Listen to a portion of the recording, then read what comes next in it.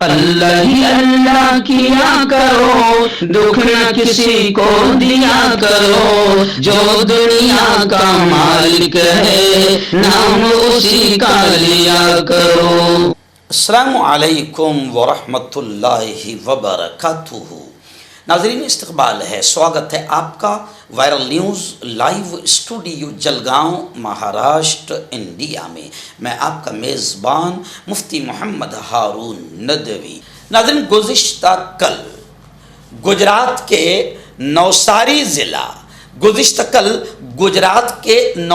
ضلع میں ایک تحصیل ہے چکھلی تحصیل میں ایک گاؤں ہے بامن ویل میں گزشتہ کل یعنی 27 جنوری کی رات 9 بجے سے لے کر 11:30 تک یعنی 2.5 گھنٹہ ایک بہت ہی شاندار پروگرام راشٹریہ ایکتا، ایکاتمتا، امن، شانتی، دیش کے سنویدھان کے حفاظت، دیش میں امن شانتی کا ماحول کیسے بنے اور ہندو مسلم ایکتا کا ماحول کیسے بنے، اس کو لے کر ایک شاندار پروگرام بامن ویل کے جوانوں نے اور بامن ویل کے وڈیل اور بڑے لوگوں نے ایک شاندار پروگرام سجایا تھا اور اس میں مقرر خصوصی کے طور پر مجھے ہی بلایا گیا تھا۔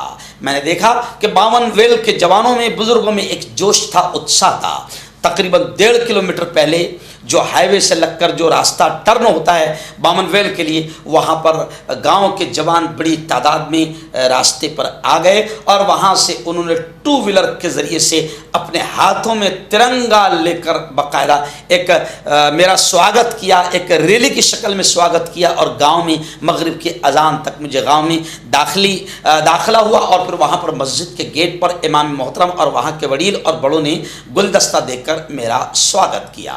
گزشتہ کل جوانوں کا جوش دیکھنے کے لائق تھا۔ بامن ویل کی محبت کو میں نے اپنے بیان میں سلام پیش کیا۔ رات پھر جب 9 بجے میں اسٹیج پر بیان کرنے کے لیے بیٹھا تو سب سے پہلے میں نے گاؤں کے ہندو مسلمان تمام لوگوں کا شکریہ ادا کیا اور میں اس گاؤں کے بارے میں خاص بات آپ کو بتا دوں کہ یہاں پر ہندو اور مسلمانوں میں اتنا پریم، اتنی ایکتا ہے کہ وہاں پر رمضان کے موقع پر ہندو بھائی اپنے مسلمان بھائیوں کے لیے افطار کا انتظام کرتے ہیں۔ یہاں کے مسلمان ہندو بھائیوں کے پروگرام ان کی شادیوں میں شامل ہوتے ہیں اور مسلمانوں کے تمام پروگرام میں ہندو بھائی بھی شامل ہوتے ہیں۔ تو بامن ویل ایک بہت ہی اچھا گاؤں ہے۔ گزشتہ کل یہاں پر بڑا شاندار پروگرام ہوا۔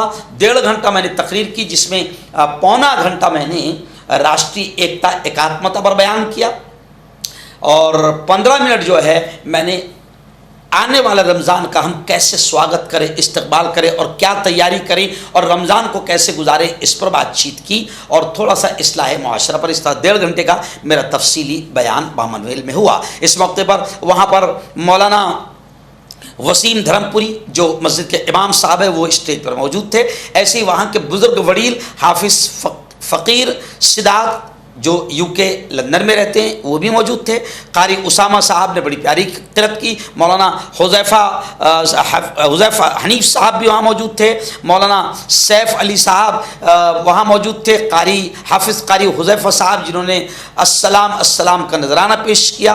تمام علماء بھی اسٹیج پر موجود تھے۔ سید گوہر علی صاحب جو میرے خادم خاص ہیں پرانے، وہ اسٹیج پر موجود تھے اور ایسے ہی گاؤں کے تمام لوگ، جیسے ہمارے عاصم بھائی جن کی بیٹی کا شاید جن کے گھر میں ابھی نکاح ہوا اور میں جا نہیں پایا تھا، تو میں نے ان کو دعائیں بھی دی اور اس پروگرام کو سجانے میں بامن ویل کے جو نوجوان ہیں، جیسے خاص طور سے ہمارے سلیم بھائی، عقیل بھائی، مرتضی بھائی، ایسے ہی سرفراز بھائی، عمران بھائی، زکریا بھائی، محمد کیف اور طلحہ صاحب، سہیل صاحب، یہ تمام جوان، اور بھی ہو سکتا ہے کچھ نام میری زبان پر نہ آ پا رہے ہو یا میں نہیں جانتا ہوں، لیکن بامن ویل کے جوانوں کو اور بامن ویل کے لوگوں کو میں سلام پیش کرتا ہوں کہ گزشتہ کل انہوں نے بڑی محبت مجھ سے کی اور گزشتہ کل کا یہ پروگرام بہت شاندار رہا، بڑا کامیاب رہا۔ آس پاس کے گاؤں جیسے ہرن گام ہیں اور مانک پور ہے اور آس پاس کے گاؤں سے بھی بڑی تعداد میں لوگ وہاں پر اس بیان کو سننے آئے تھے۔ ولساڑ سے ہمارے نعیم بھائی سنجان والا اور ان کی پوری فیملی، ایسے ہی عرفان قادری ان کی پوری فیملی، ایسے ہمارے ریاض بھائی جنہیں ہم راجو بھائی کہتے ہیں پیار سے، ہمارے دادا کے لڑکے، وہ بھی آئے تھے، اور عبد البھائی وہاں سے ہمارے مؤذن صاحب بانگی صاحب جو ہے وہ بھی تھے، محبوب پھول والا، اور بھی بڑی تعداد، جاوید بھائی، یہ تمام کے تمام لوگ آئے تھے۔ گزشتہ کل کا پروگرام بامن ویل کا بہت ہی کامیاب رہا۔ جب آپ استقبال کر رہے تھے، جب آپ سواگت کر رہے تھے، تو آپ کے ہاتھ میں جھنڈا کون سا تھا؟ ارے بولو نا، آپ کے ہاتھ میں جھنڈا کون سا تھا؟ ترنگا جھنڈا ہے نا؟ ہماری شان، ہماری آن، ہماری جان، ہمارا ترنگا جھنڈا آپ کے ہاتھوں میں تھا۔ دل خوش ہو گیا کہ آپ ترنگے جھنڈے سے سواگت کر رہے ہیں، تو اسی وقت مجھے یہ اشعار یاد آئے۔ کون سے؟ یہ اشعار یاد آئے مجھے، ترنگے کو دیکھ کر یہ اشعار یاد آئے۔ ادھر دیکھو، وطن کے دشمنوں کو ہم کبھی ہمدم نہیں رکھتے۔ جو ہمارے ترنگے کے دشمن ہیں، جو ہمارے دیش کے دشمن ہیں، جو ہمارے ایکتا سے اور ہماری ہندو مسلم محبتوں سے نفرت کرتے ہیں، جو دیش کے دشمن ہیں، ہم کو اپنا ہمدم کبھی نہیں بناتے، اپنا دوست کبھی نہیں بناتے۔ تو دیکھو شاعر نے کتنا اچھا شعر کہا ہے، وطن کے دشمنوں کو ہم کبھی ہمدم نہیں رکھتے، ہم اپنے ملک سے اونچا، ہم اپنے ملک سے اونچا کوئی پرچم نہیں رکھتے۔ ترنگا سب سے اونچا، تو شاعر کیا کہہ رہا ہے؟ ہم اپنے ملک سے اونچا کوئی پرچم نہیں رکھتے، تلاشی شوق سے لے لو ہمارے گھر مدرسوں کی، تلاشی شوق سے لے لو ہمارے گھر مدرسوں کی، جہاں قرآن رکھتے ہیں وہاں پر بم نہیں رکھتے، جہاں قرآن رکھتے ہیں وہاں پر بم نہیں رکھتے۔ تو وطن سے محبت کو ہمارا قرآن سکھا رہا ہے، وطن سے محبت کو ہمارے پیش ہمارے نبی سکھا رہے ہیں۔ اور بامن ویل والوں، مجھے خوشی ہے اس بات کی، مجھے حافظ صاحب نے بتایا، عاصم نے بتایا، بامن ویل کے کئی جوانوں نے بتایا، مجھے خوشی ہے گوہر صاحب اور قاری صاحب، یہ بامن ویل اتنا پیارا گاؤں ہے، اتنا اچھا گاؤں ہے، یہاں ہندو مسلم ایکتا اتنی پیاری ہے کہ میں سن کر خوش ہو گیا۔ اور بامن ویل والوں، اب میں جہاں جہاں جاؤں گا ملک میں، آپ کے گاؤں کی ایکتا کی مثال مولانا، یہاں کی ایکتا میں نے سنی ہے کہ رمضان کا مہینہ آتا ہے تو افطاری کا انتظام ہندو بھائی بھی کرتے ہیں، یہ ہے سچا ہندوستان۔ رمضان کا مہینہ آتا ہے تو افطاری کا انتظام ہندو بھائی بھی کرتے ہیں۔ مجھے جوانوں نے بتایا کہ مفتی صاحب ہماری شادیوں میں ہندو بھائی بھی آتے ہیں اور ہندو بھائیوں کے پروگرام میں ہم سب بھی جاتے ہیں، ہے نا؟ دعا کر رہا ہوں، آپ نے آمین کہنا۔ اے اللہ، بامن ویل کی اس ایکتا، اس محبت کو کسی شیطان کی نظر نہ لگے، بولو آمین آمین۔ کل 26 جنوری تھی، احمد آباد میں میرا پروگرام تھا، ہزاروں کی تعداد میں آپ نے تصویر دیکھا ہوگا کہ 2 سے 2.5 ہزار تو عورتیں تھی، ہندو مسلمان سب تھے، ہزاروں کی تعداد میں لوگ تھے وہاں پر۔ میں نے یہ کہا کہ سنو، قسم اللہ کی، ہمارا دیش دنیا کا سب سے پیارا دیش ہے، اسی لیے علامہ اقبال نے کیا کہا تھا، سارے جہاں سے اچھا ہندوستان ہمارا ہمارا، سارے جہاں سے اچھا ہم بلبلے ہیں اس کی، یہ گلشتہ ہمارا ہمارا، بولو سارے جہاں سے اچھا ہندوستان ہمارا سارے جہاں سے اچھا.